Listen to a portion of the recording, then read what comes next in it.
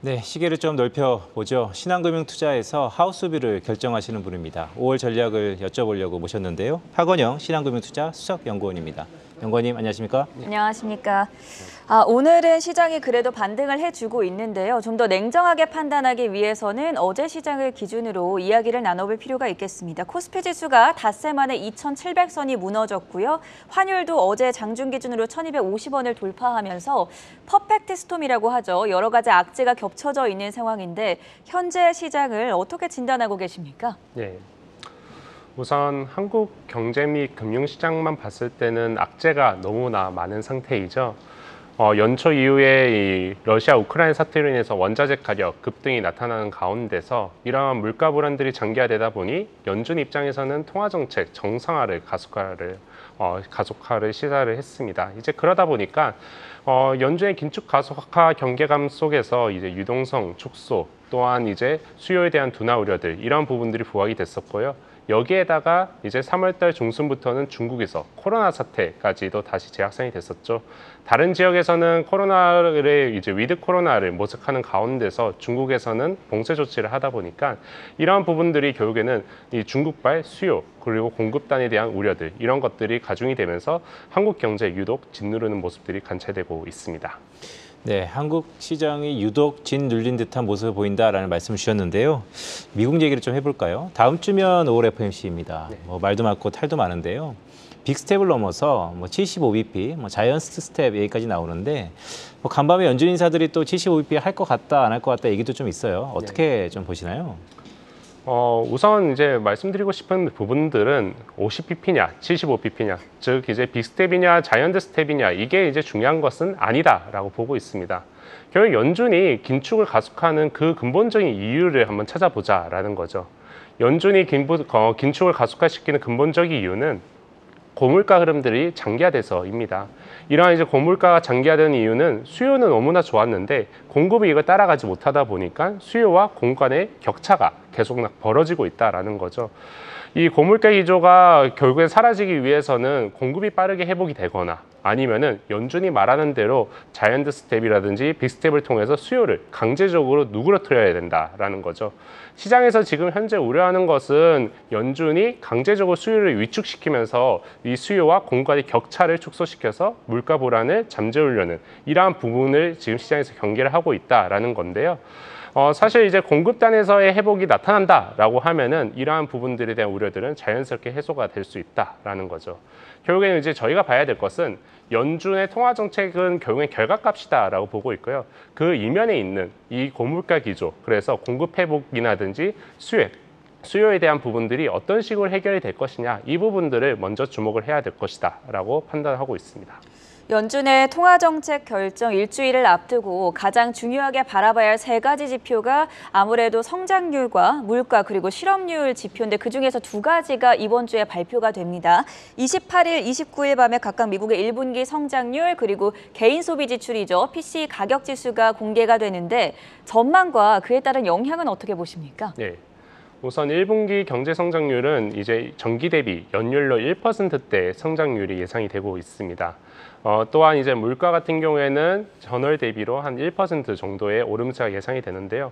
성장은 낮아지고 물가는 높아지는 소위 말해서 이 스태그플레이션 양상 아니면은 슬로플레이션 양상 이러한 부분들이 관찰이 될 것입니다. 즉 이제 경제 지표만 봤을 때는 긍정적인 이슈가 나오지 않는다라는 거죠. 하지만 이제 저희가 주목해야 될 부분들은 이 부분들은 과거값이지 미래를 대변하는 것은 아니다라고 보고 있습니다. 1분기에 이제 성장은 둔화가 되는데 물가가 빠르게 올라오는 이유는 결국에는 공급 차질이 특히나 극심했던 부분들이다라는 거죠.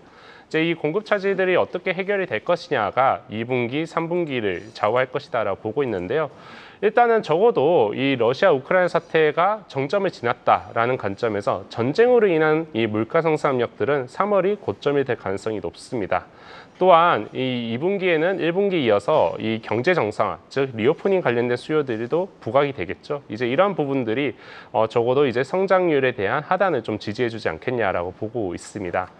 참고로 미국 같은 경우에는 성장률 데이터도 중요하지만은 사실 이 성장의 모멘텀, 방향 자체를 결정하는 고용시장의 흐름들이 더 중요한데요. 이 미국의 비농가 취업자 수는 여전히 월간 40만 명씩의 증가세를 유지를 하고 있는 상태이고요. 뭐 뉴스에서도 계속 듣다시피 신규 실업수당 청구 건수는 역사상 최저치를 계속 경신을 하고 있기 때문에 이러한 것들을 고려해봤을 때 아직까지는 미국의 성장 둔화를 당연시하게 생각하기에는 이런 시점이다라고 판단하고 있습니다. 네, 연구원님 말씀을 쭉 들어보면 사실 공급 차질에 대한 물가 상승의 우려는 3월이 피크다라는 말씀을 주셨고 미국은 고용시장을 봐라, 견고하다라는 말씀을 주셨습니다. 자, 그러면 시계를 국내로 좀 옮겨볼까요?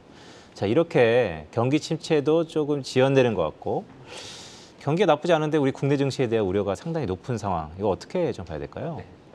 사실 역설적으로 중국의 코로나 사태가 이 상대적으로 미국은 괜찮게 보이는 부분들, 한국은 좀 상대적으로 더 힘들게 보이는 부분들을 만들어내고 있다라고 판단하고 있습니다. 이 중국의 이제 코로나는 미국이 연준이 억지로 수요를 누르는 필요성을 좀 줄여놨다라고 보고 있습니다. 만약에 중국의 코로나 사태가 없었다라고 하면은 미국 연준은 자이언트 스텝이든 빅스텝을 밟으면서 자신들의 강한 수요를 억누르면서 자연스럽게 이 수요와 공급 간의 격차를 축소시키고자 하는 이러한 전략을 가져갈 수도 있을 텐데요. 이 중국에서 코로나 사태가 벌어지다 보니까 결국에는 자연스럽게 수요에 대한 높낮이가 계속 낮아지고 있죠. 근데 이제 미국 쪽에서는 상대적으로 이 타격들이 적습니다. 근데 하지만 한국 같은 경우에는 중국과 경제적으로 밀접하게 연관성이 높다 보니까 결국에 중국의 성장 둔화가 이 한국 입장에서는 불편하게 여겨질 수밖에 없다라는 거죠. 특히나 이제 대외적으로만 보더라도 이 미국 대비의 유럽 쪽이 특히나 중국 쪽에 대한 성장 둔화의 여파가 큰데요. 이제 그러다 보니까 상대적으로 이 달러화 대비 유로화의 약세, 그리고 달러화 대비 원화의 약세가 나타나는 이유가 이러한 원인이다라고 보시면 될 것 같습니다. 네, 말씀을 쭉 들어보니까 사실 중국의 경기 둔화 우려가 우리 국내 증시 또한 경기에는 상당히 부정적인 영향을 이제 막 시작했다라고 들리는데요. 자, 그렇다면 2분기가 시작은 했습니다. 전반적인 전략을 가져간다면 어떻게 가져가야 될까요? 네. 우선 가장 핵심의 부분들은 결국에는 여전히 이 연준의 긴축에 대한 가속화 경계감은 남아 있을 것이다라고 보고 있습니다. 이 부분들이 완전하게 사라지기 위해서는 공급단에 대한 유의미한 변화들이 나타나야 될 것 같은데요. 이제 첫 번째는 러시아 우크라이나 사태에 대해서 본질적으로 우려가 완전하게 해소가 되거나 아니면 두 번째는 이 중국의 코로나 사태라든지 이러한 공급망에 대한 논란들이 빠르게 사그라들거나 이러한 부분들이 관찰되면은 연준의 긴축에 대한 가속화 경계감이 완전하게 사그라들 텐데 아직까지는 이 부분들이 남아 있을 것 같습니다. 그렇게 된다라고 하면은 적어도 이 변동성 확대의 흐름들은 계속될 수밖에 없다라고 판단하고 있고요. 그러한 관점에서 현금을 적어도 절반 이상 가져가는 보수적인 전략이 필요하다라고 보고 있습니다. 하지만 상대적으로 이러한 이제 트레이딩 관점에서 운용의 묘는 좀 넓힐 수가 있을 것 같은데요. 그 대안으로 나타나는 부분들은 결국에는 미국 자산에 대한 비중 확대다라고 보고 있습니다.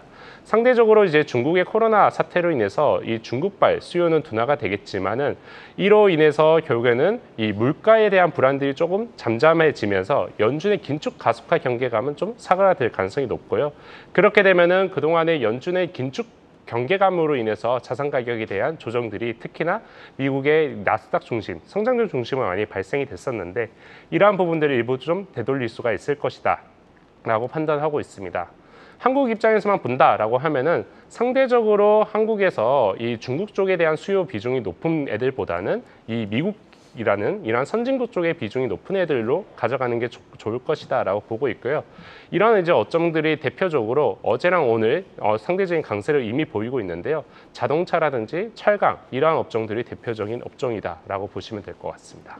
네, 국내나 중국 신흥국 쪽보다는 오히려 미국 증시의 비중을 늘리는 전략 2분기 때 세워보고 국내에서 산업을 찾아보자면 오늘도 잘 가고 있는 업종이죠. 자동차 업종이나 철강 쪽을 바라보면 좋을 것 같다라고 정리를 해보도록 하겠습니다. 어제 저희가 이제 혹시라도 못 보신 분들은 아마 유튜브 영상에서도 한국경제TV 채널에서 확인을 해주실 수가 있을 텐데 탈세계화 움직임이 가팔라지고 있어요. 뭐 제2의 철의 장막이다. 미국과 유럽을 위시한 서방 국가들 그리고 중국과 러시아가 한 편을 먹어서 두 갈래로 세계가 나눠지고 있다는 이야기가 나오는데 여기에 대한 투자 인사이트를 지금 김두원 앵커께서도 굉장히 유심하게 바라보고 있다라고 조언을 주셨거든요. 이런 상황 속에서는 어떤 아이디어를 얻어보면 좋겠습니까? 네. 우선 탈세계화 과정에서도 결국에는 수요가 나오는 데는 무조건 있을 수밖에 없습니다. 결국에는 이 세계의 질서가 바뀌는 구간이기 때문에 이러한 이제 수요들은 좀 더 단기적인 관점보다는 중장기적 5년에서 10년 정도의 이러한 큰 흐름 사이에서 나타나는 수요가 될 텐데요. 이 탈세계화가 가까운 시일 내에 나타났던 시기가 이 1980년대가 있습니다. 당시에 이제 1차, 2차 오일 쇼크를 겪으면서 이 세계 입장에서는 이런 스태그플레이션에 대한 압력들을 노출이 됐었고요. 특히나 이제 미국에서는 이 산업 경쟁력이 일본이나 독일과 같은 이러한 국가들에 비해서 처지다 보니까 지금 트럼프가 많이 시행했던 이런 각종 보호무역주의 정책들이 이 70년대, 80년대에 집중돼서 나왔던 거거든요. 이제 그러다 보니 이 80년대에 특히나 나왔던 이러한 이 흐름들의 변화들을 똑같이 2020년도에도 맞이할 가능성이 높다라고 보고 있고 그때 이제 주 핵심은 무엇이냐라고 살펴보면은 결국에는 이 필수재를 확보하는데 이 각국이 어떠한 자원을 낭비하는 정도로 결사적으로 행동을 했다라는 거죠. 이 80년대의 필수재는 에너지, 원유였습니다. 그런데 지금은 어떠냐? 미국은 지금 에너지가 순수출 국가이다 보니까 에너지가 더 이상 필수재가 아니죠. 미국이 지금 필수재라고 생각하는 이 품목들은 첨단 제품입니다. 이 첨단 제품 중에서도 반도체라든지 2차 전지와 같이 소비와 생산이 지금 일치가 되지 않는 이러한 이제 품목들이 특히나 이 필수재라고 인식을 하고 있는 상태이거든요. 이 반도체나 2차 전지 같은 경우에는 중국 중심으로 생산이 되어 있다 보니까 미국 입장에서는 이거를 반드시 자국 내로 가져와야 된다라는 인식을 갖고 있고요. 그러한 관점에서 결국에는 반도체랑 2차 전지가 중장기 관점에서 투자가 구조적으로 나올 수밖에 없는 이러한 품목들이다라고 판단하고 있습니다. 네, 연구원님 말씀 주셨던 것처럼 사실 탈세계화, 그러니까 블록화 경제의 재림인데요. 구조적인 부분이니까 좀 더 주목해 보도록 하죠. 오늘 아침에 1분기 한국의 GDP 속보치가 발표됐습니다. 전기 대비 0.7%, 그러니까 지난 4분기가 1.2% 성장이었으니까 크게 둔화된 건데 세부 내용들을 보니까 수출이 아니었으면 큰일 날 뻔했어요. 네. 근데 말씀을 쭉 들어보니까 중국이 안 좋다면 2분기 우리 경제에 상당히 부정적인 영향이 있는 거 아닙니까? 어떻게 좀 봐야 될까요? 사실 만약에 중국의 코로나 사태가 아니었으면은 올해 한국 경제 성장률은 3% 중반까지도 노려볼 만한 숫자였다라고 판단하고 있습니다. 이제 그 이유가 뭐냐라고 하면요. 일단은 시장이 예상했던 것보다 1분기의 성장률이 정말 잘 나왔었거든요. 근데 이거의 대부분은 수출 때문이었고요.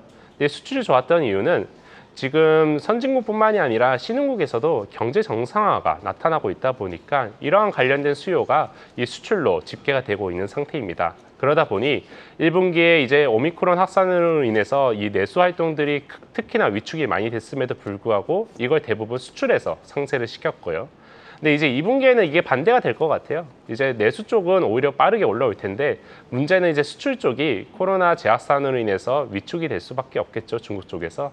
이제 그러다 보니까 결국에는 중국 쪽에 대한 수출 둔화가 2분기에 좀 나타나겠지만은 적어도 이 부분들은 1분기에 위축됐던 내수가 회복이 되면서 상쇄할 가능성이 높다라고 보고 있습니다.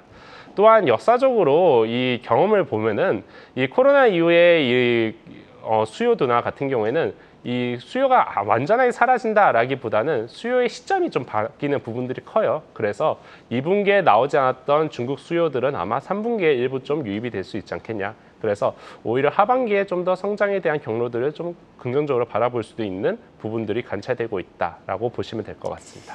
네, 탈세계화 흐름 속에서 투자 아이디어 찾아봤고요. 또 일주일 앞으로 다가온 5월 투자 전략까지 자세하게 세워봤습니다. 지금까지 하건영 신한금융투자 수석연구원과 함께했습니다. 대단히 고맙습니다.